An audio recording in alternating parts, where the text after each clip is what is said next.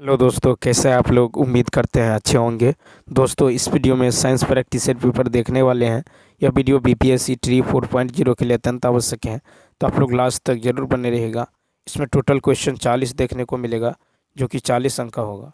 ठीक है, तो चलिए शुरू करते हैं। शुरू करने से पहले है तो चैनल को सब्सक्राइब कर लीजिए, बेल आइकन को प्रेस कर दीजिए और एक बार वीडियो को शेयर कर दीजिए। इसके अलावा यदि आप लैंग्वेज क्वालिफाइंग पेपर, ठीक है, प्लस जो है मैथ, रीजनिंग, ठीक है, जीके जीएस का प्रैक्टिस सेट पेपर देखना चाहते हैं तो आप प्ले लिस्ट के जरिए देख सकते हैं। तो चलिए शुरू करते हैं।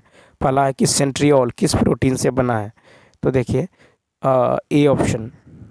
तो देखिए सेंट्रियोल जो है ट्यूबुलिन प्रोटीन से बना होता है। सेंट्रोसोम एक कोशिका अंग है जिसमें बेलनाकार आकार की दो संरचनाएं होती हैं, जिन्हें सेंट्रियोल्स कहा जाता है। सेंट्रियोल्स एक दूसरे के लंबवत स्थित होते हैं। सेंट्रियोल्स ट्यूबुलिन प्रोटीन से बने होते हैं।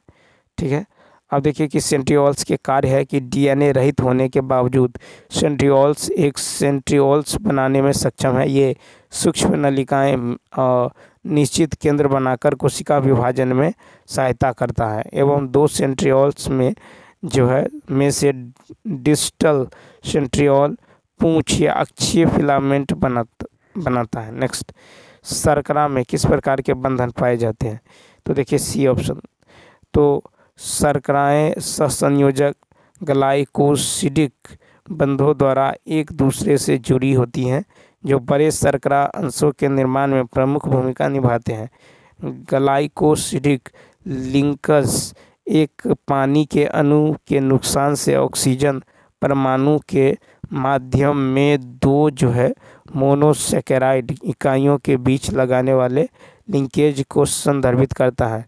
स्टार्च एक कार्बोहाइड्रेट है जिसमें दो घटक होते हैं, एमाइलेज और एमाइलेज और एमाइलोपेक्टिन। जंतुओं में कार्बोहाइड्रेट ग्लाइकोजन के रूप में संचित रहता है। ग्लूकोज, फ्रुक्टोज और गैलेक्टोज ये मोनोसैकेराइड है। क्या है? मोनोसैकेराइड। तो इसका सी ऑप्शन। नेक्स्ट, फिर है कि भौतिक परिवर्तन के बारे में कौन सा कथन सत्य है। तो 113 का होगा बी ऑप्शन, यानी इसमें आकार में परिवर्तन शामिल है। भौतिक परिवर्तनों के बारे में यह सत्य है कि इसमें आकार में परिवर्तन शामिल है। भौतिक परिवर्तन में बंधनों का टूटना शामिल नहीं होता है। रासायनिक परिवर्तन में के विपरीत भौतिक परिवर्तन प्रतिवर्ती है। बर्फ का पिघलना एक भौतिक परिवर्तन है।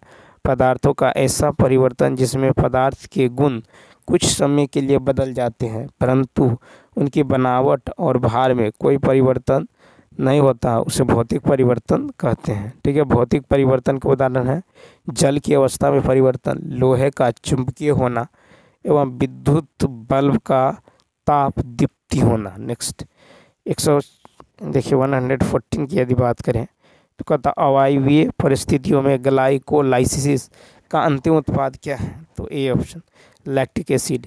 अवायवीय परिस्थिति में ग्लूकोज लैक्टिक एसिड के दो अणुओं में परिवर्तित हो जाता है। ग्लाइकोलाइसिस एक 10 चरणीय चयापचय मार्ग है जो ग्लूकोज के एक अणु को पायरुविक एसिड के दो अणुओं में परिवर्तित करता है। ग्लाइकोलाइसिस कोशिकाएं श्वसन का प्राथमिक चरण जो सभी जीवों में होता है। एरोबिक श्वसन के दौरान ग्लाइकोलाइसिस के बाद क्रेब्स चक्र होता है। ठीक है, ग्लाइकोलिसिस की अभिक्रिया कोशिका द्रव में संपन्न होती हैं। क्रेब्स चक्र माइटोकॉन्ड्रिया के मैट्रिक्स में संपन्न होती हैं। नेक्स्ट, फिर है 115 है कि कथन यह है कि पौधों की वृद्धि और उत्पादकता के लिए पानी सीमित कारक है। कथन भी है कि पत्तियों द्वारा पर्यावरण में पानी की 1 मिनट की मात्रा नष्ट हो जाती है। ठीक है, तो 115 का क्या होगा सी ऑप्शन, यानी कथन ए सत्य है लेकिन कथन बी गलत है। ठीक है, तो कथन ए सत्य है कि पौधों की वृद्धि और उत्पादकता के लिए पानी सीमित कारक है। ठीक है, जबकि दूसरा है कि पत्तियों द्वारा पर्यावरण में पानी की 1 मिनट की मात्रा नष्ट हो जाती है, ये गलत है। देखिए, चूँकि पानी कई पर्यावरणीय और आंतरिक कारकों के कारण बाहरी परिवेश में बड़ी मात्रा में नष्ट होता है, इसलिए पानी की वृद्धि और उत्पादकता का सबसे महत्वपूर्ण निर्धारक है। वाष्पोत्सर्जन और वाष्पीकरण के कारण पत्तियों द्वारा 90% से अधिक पानी पर्यावरण में नष्ट हो जाता है। पौधों की विभिन्न जैव रासायनिक और रूपात्मक विशेषताएं भी वाष्पोत्सर्जन दर को प्रभावित करता है। ठीक है, जैसे पत्तियों का उन्मुखीकरण, पत्ती का क्षेत्रफल और आकार, ठीक है, जड़ तना अनुपात। नेक्स्ट क्वेश्चन देखिए 116 की यदि बात करें तो यहाँ पे है, निम्नलिखित में से कौन सा यौगिक ऊर्जा मुक्त करने के लिए ऑक्सीकृत नहीं होता। 116 का सी ऑप्शन डीएनए। तो डीएनए और आरएनए जैसे न्यूक्लिक एसिड कभी भी ऊर्जा जारी करने के लिए ऑक्सीजन नहीं करते हैं।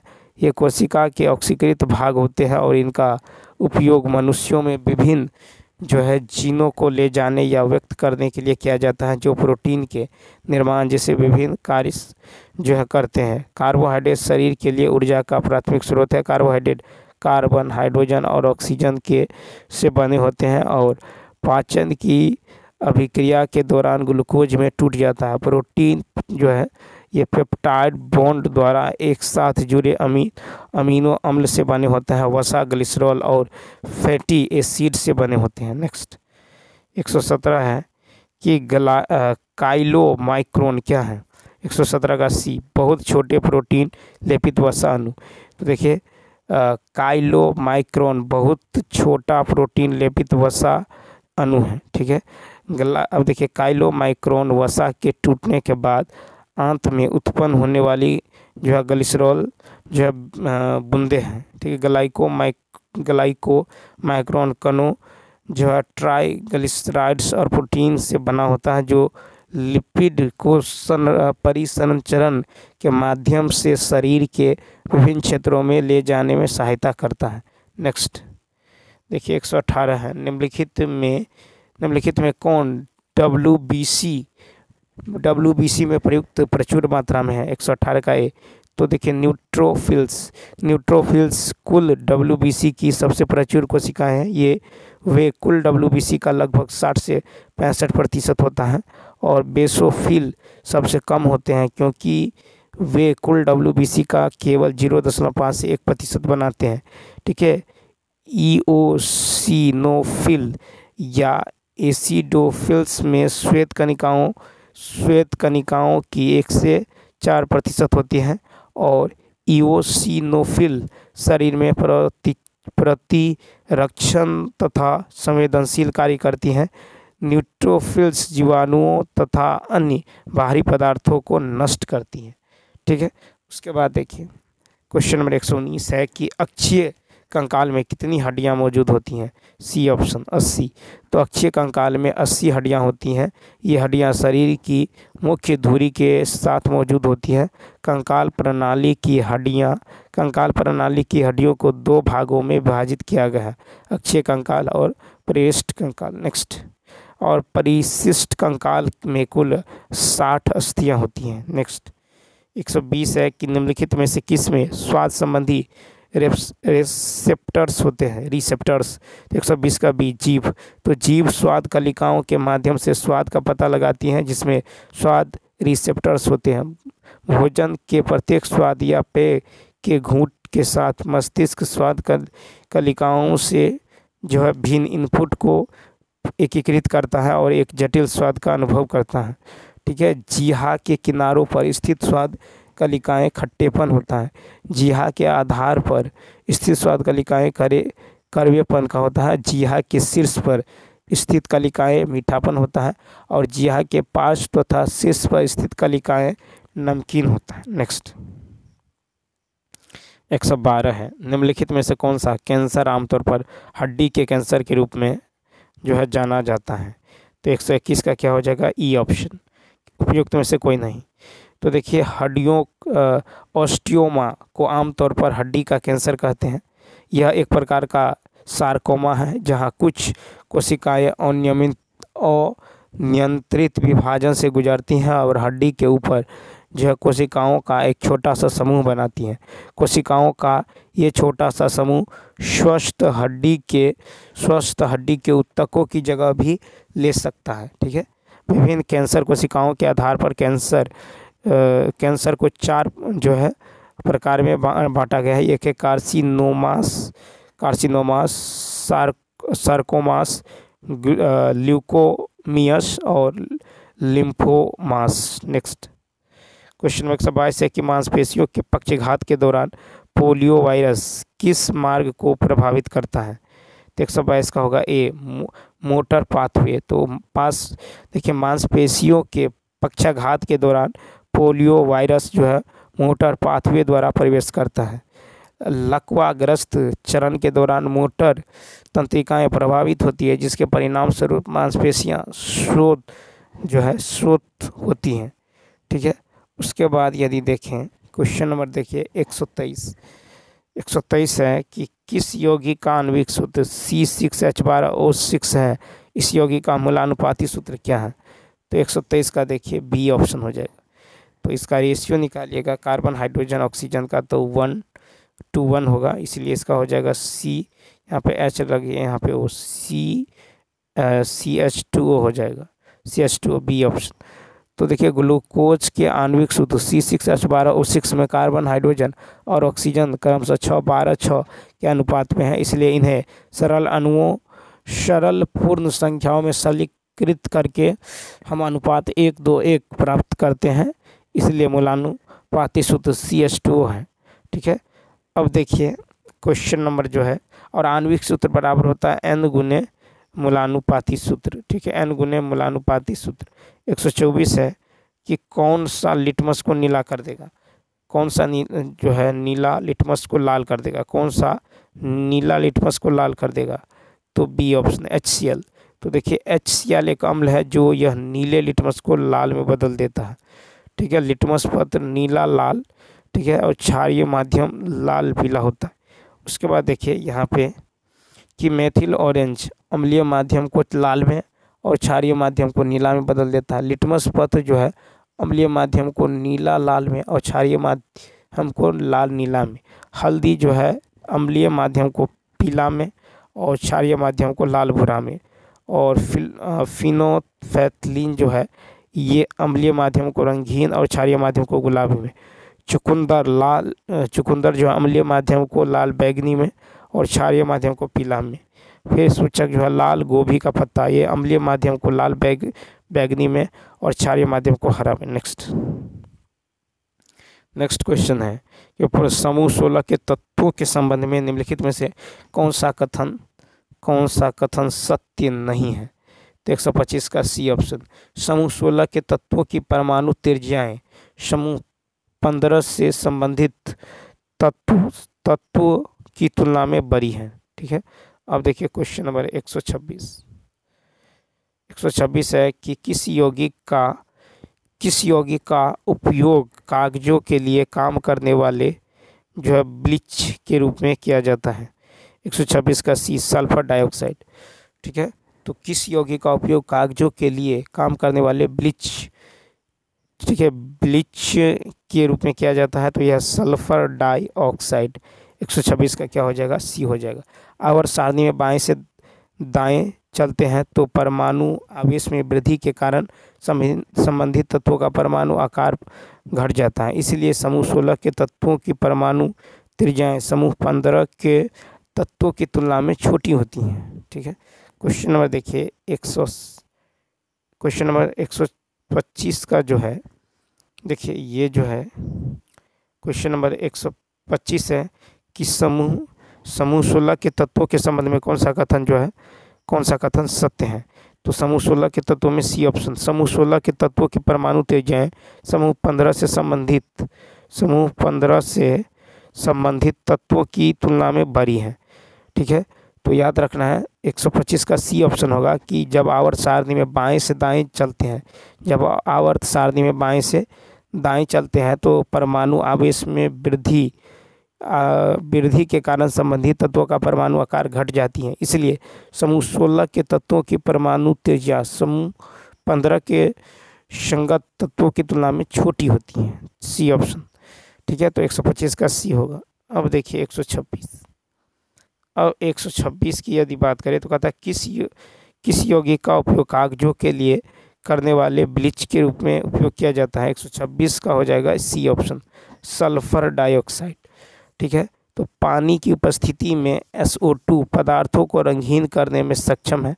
विशेष रूप से इसका उपयोग कागजों के लिए काम करने वाले ब्लीच के रूप में किया जाता है। हालांकि ब्लीचिंग प्रभाव बहुत लंबे समय तक नहीं रहता। ब्लीच लिग्रीन को हटाने की एक आवश्यक प्रक्रिया है। लिग्रीन एक प्राकृतिक तत्व है जिसके कारण कागज भूरा हो जाता है। ठीक है, अब देखिए सल्फर डाइऑक्साइड का उपयोग जो है खाद्य परिरक्षक के रूप में अतिरिक्त क्लोरीन को हटाने के लिए ब्लीचिंग एजेंट और कीटाणुनाशक के रूप में कोल्ड स्टोरेज प्लांट में रेफ्रिजरेटर के रूप में प्रयोगशाला में अभिकर्मक एवं विलायक के रूप में। नेक्स्ट, अब देखिए 127 है कि साबुन जो है पाउडर में ट्राइसोडियम फास्फेट का उपयोग है। तो ए ऑप्शन, साबुन को तेज़ी से काम करने के लिए। तो साबुन पाउडर में जो है ट्राइसोडियम फास्फेट का उपयोग है। तो इसका राइट आंसर होगा फर्स्ट ऑप्शन, साबुन को तेज़ी से काम करने के लिए। ठीक है, तो सोडियम कार्बोनेट और ट्राइसोडियम फास्फेट पाउडर साबुन में जो है बिल्डर या ब्लीडिंग एजेंट के रूप में कार्य करते हैं। ठीक है, इसमें साबुन अधिक तेज़ी से कार्य करते हैं। ठीक है, उसके बाद नेक्स्ट क्वेश्चन देखिए। नेक्स्ट है कि ट्राइसोडियम फास्फेट एक जो है वाईसी कारक के रूप में कार्य करता है। ट्राइसोडियम फास्फेट साबुन पाउडर की क्षारीयता को बढ़ाने में मदद करता है। नेक्स्ट, फिर है कि एक निश्चित एंटीबायोटिक एक्स केवल कुछ प्रकार के हानिकारक रोगाणुओं और कोशिकाओं के खिलाफ प्रभावी है। एक्स किस प्रकार का जो है एंटीबायोटिक है। तो 128 का होगा बी ऑप्शन, संकीर्ण स्पेक्ट्रम। तो एक निश्चित एंटीबायोटिक एक्स केवल कुछ प्रकार के हानिकारक रोगाणुओं और कोशिकाओं के खिलाफ प्रभावी है। एक्स संकीर्ण स्पेक्ट्रम एंटीबायोटिक है। एंटीबायोटिक्स को इससे प्रभावित होने वाले रोगाणुओं की श्रेणी के आधार पर वर्गीकृत किया जाता है।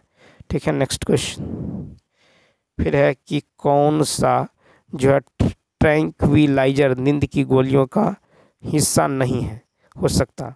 तो 129 का ए ऑप्शन, यानी कार्लोडियाजेपॉक्साइड। ठीक है, तो 129 का होगा कार्लोडियाजेपॉक्साइड जो है ट्रैंक्विलाइजर नींद का हिस्सा नहीं है। ठीक है, तो जो है डियाजेपॉक्साइड जो है ये क्या है, ट्रैंक्विलाइजर नींद का हिस्सा नहीं है। एमाइटल जो है सेकोनल और नेम्बुटल, ठीक है, नेम्बुटल बार्ट्यूरेट्स या नींद आने वाली दवाओं के उदाहरण है। नेक्स्ट क्वेश्चन नंबर देखिए। और देखिए कि निश्चेतक संवेदना को कम करने में प्रयुक्त होता है क्लोरोफॉर्म, कोकेन आदि।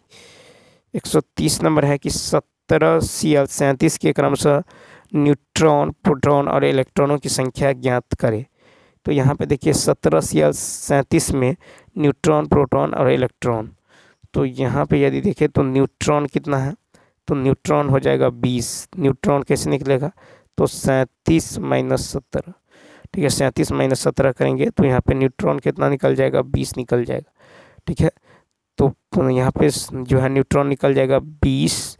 ठीक है, और यहाँ पे प्रोटॉन बराबर यहाँ होगा इलेक्ट्रॉन। प्रोटॉन की संख्या बराबर इलेक्ट्रॉन की संख्या कितना है, तो 17। ठीक है, तो प्रोटॉन और इलेक्ट्रॉन की संख्या कितना होगा, 17। वही न्यूट्रॉन का संख्या होगा 37 - 17 यानी 20। तो इसका राइट आंसर होगा 20, 17, 17 सी ऑप्शन। ठीक है, एक परमाणु। ठीक है, उसके बाद देखिए तो 17Cl37 में तुलना करने पर हमें प्रोटॉन की संख्या 17, ठीक है, प्रोटॉन की संख्या 17 और द्रव्यमान संख्या 37 मिलती है। तो द्रव्यमान संख्या माइनस प्रोटॉन की संख्या बराबर होता है न्यूट्रॉन की संख्या। न्यूट्रॉन की संख्या 37 - 17 यानी 20 हो जाएगा। और प्रोटॉन की संख्या बराबर होता है इलेक्ट्रॉन की संख्या, जो कि 17 है। किसी उदासीन परमाणु में इलेक्ट्रॉनों की संख्या प्रोटॉन की संख्या और उसके परमाणु संख्या समान होती है। नेक्स्ट क्वेश्चन फिर है कि आदर्श गैसें मेंडलीव की आवर्त सारणी के किस समूह में थी? तो 131 का सी ऑप्शन पहला। तो मेंडलीव की आवर्त सारणी में उत्कृष्ट गैसों को प्रथम समूह में रखा जाता है। ठीक है, दिमित्री मेंडलीव ने रासायनिक और भौतिक गुणों के आधार पर तत्वों को उनके परमाणु भार के आरोही क्रम में वर्गीकृत किया है। क्वेश्चन नंबर देखिए 132 है, निम्नलिखित में से किस गुण का उपयोग किसी सिस्टम की स्थिति का वर्णन करने के लिए किया जाता है? तो 132 का हो जाएगा डी ऑप्शन। ठीक है, तो देखिए दबाव, आयतन और तापमान का गुण उपयोग किसी सिस्टम की स्थिति का वर्णन करने के लिए किया जा सकता है। सार्वभौमिक गैस स्थिरांक गुण का उपयोग किसी सिस्टम की स्थिति का वर्णन करने के लिए नहीं किया जाता है। ठीक है, तो यहाँ पे हो जाएगा कि किस गुण का उपयोग जो है किसी सिस्टम की स्थिति का वर्णन करने के लिए किया जाता है। तो 132 का हो जाएगा डी ऑप्शन। ठीक है, तो दबाव, आयतन और तापमान गुण का उपयोग किसी सिस्टम की स्थिति का वर्णन करने के लिए किया जाता है। नेक्स्ट फिर है कि डॉक्टर गिलबर्ट ने पीतल की एक छड़ को हाथ से पकड़कर घर्षण द्वारा उसमें स्थैतिक विद्युत उत्पन्न करने का प्रयास किया, वह सफल क्यों हुआ? ठीक है, वह जो असफल क्यों हुआ? 133 का हो जाएगा आपको 133 में यदि देखें तो 133 का हो जाएगा बी ऑप्शन। तो प्रेरित स्थैतिक चार्ज उसके हाथ और शरीर के माध्यम से जमीन पर चला गया।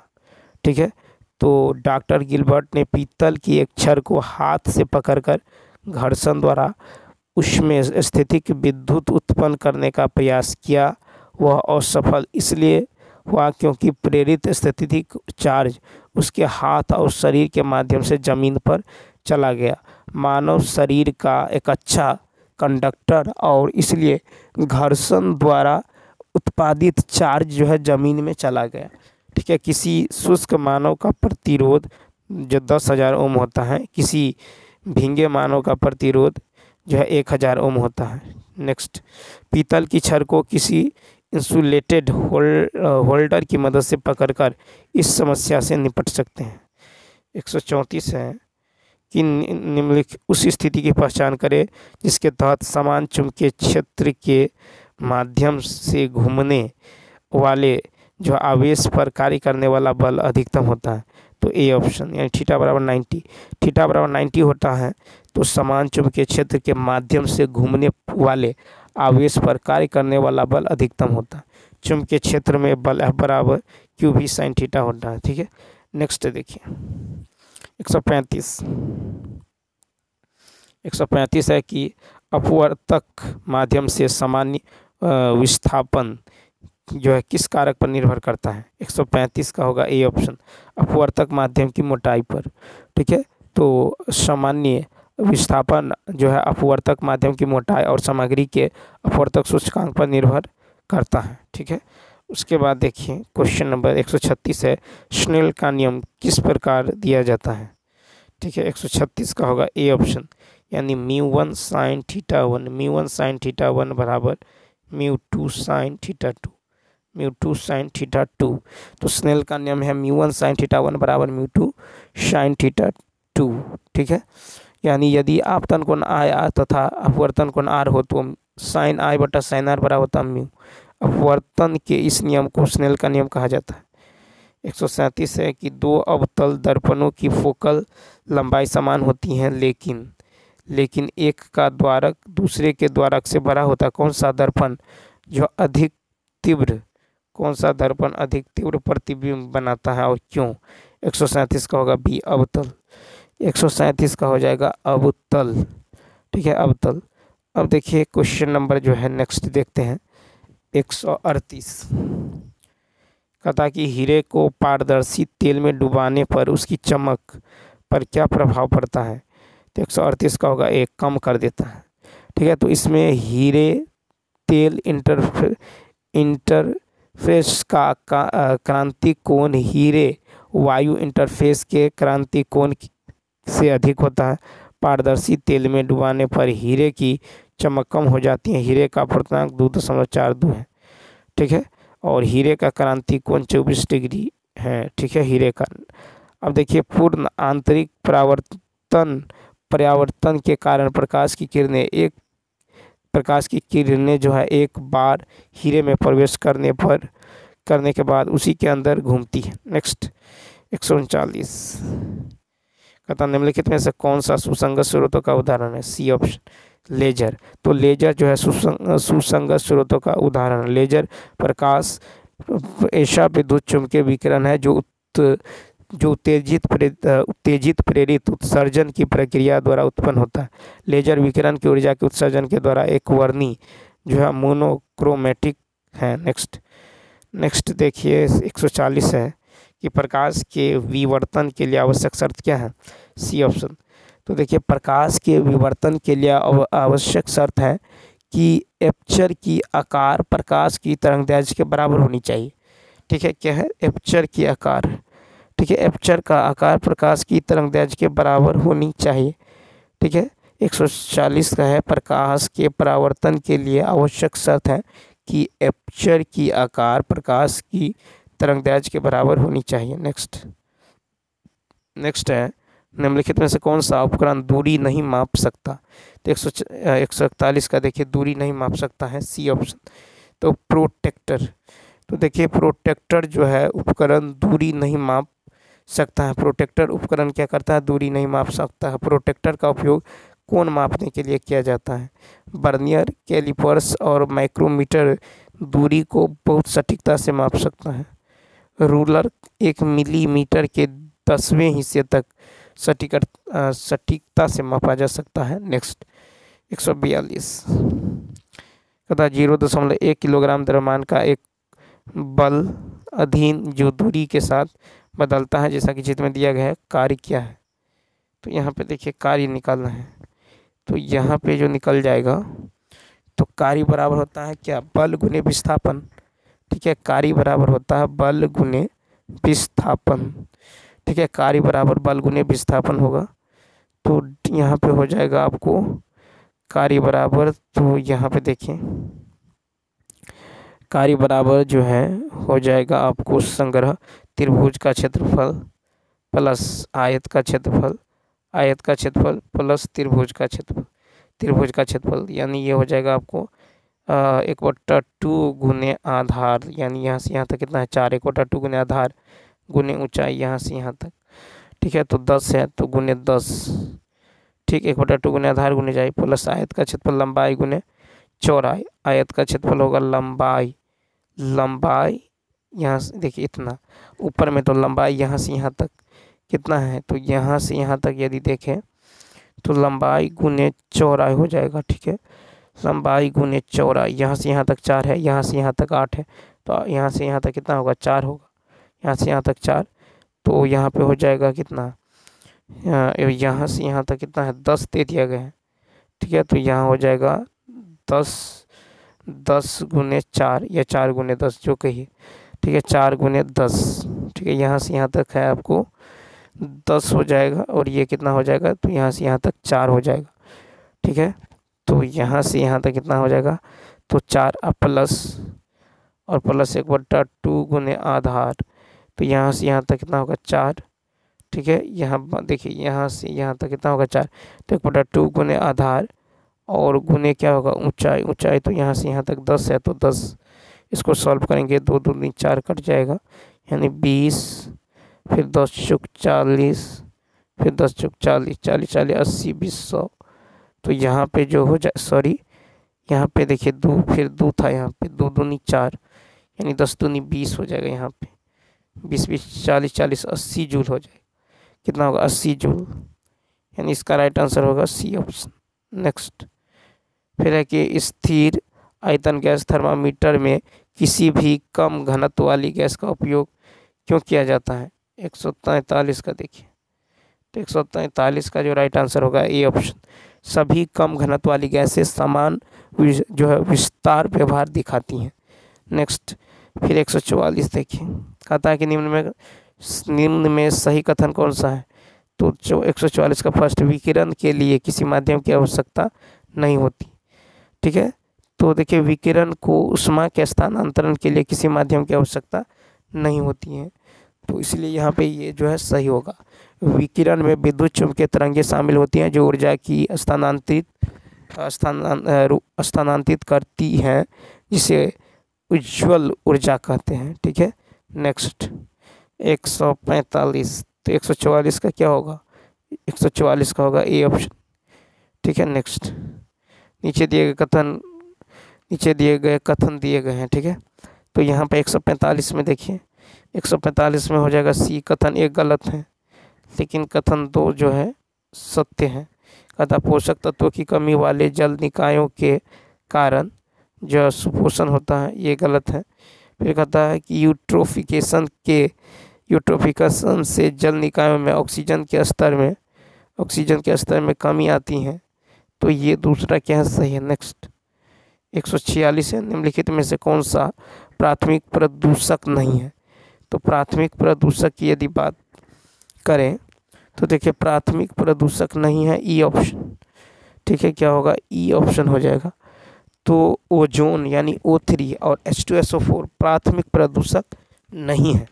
ओजोन यानी यूवी किरणों के साथ ऑक्सीजन की फोटो रासायनिक प्रतिक्रिया से बनता है और किसी स्रोत द्वारा सीधे वायुमंडल में नहीं खोजा जाता है। ठीक है, उसके बाद है कि प्रदूषण उत्पन्न करने वाले पदार्थ की प्रदूषक कहते हैं। ठीक है, नेक्स्ट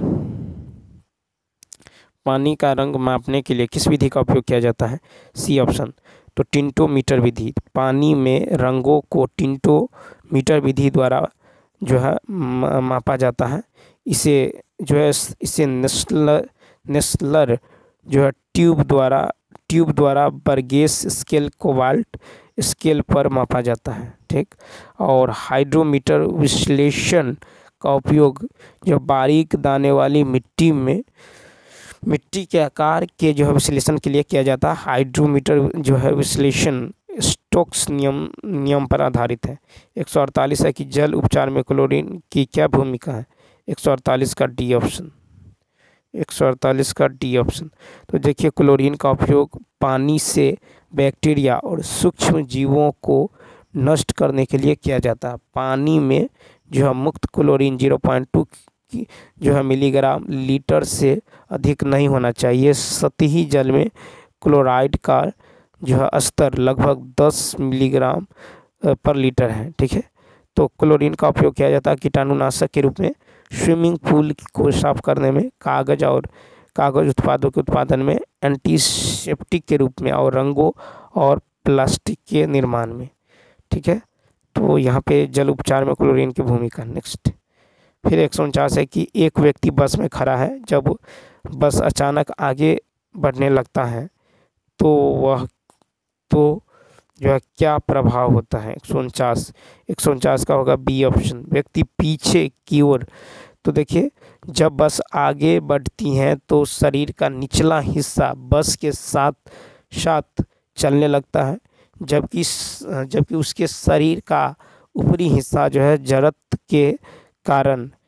जड़ता के कारण आराम की स्थिति में रहता है।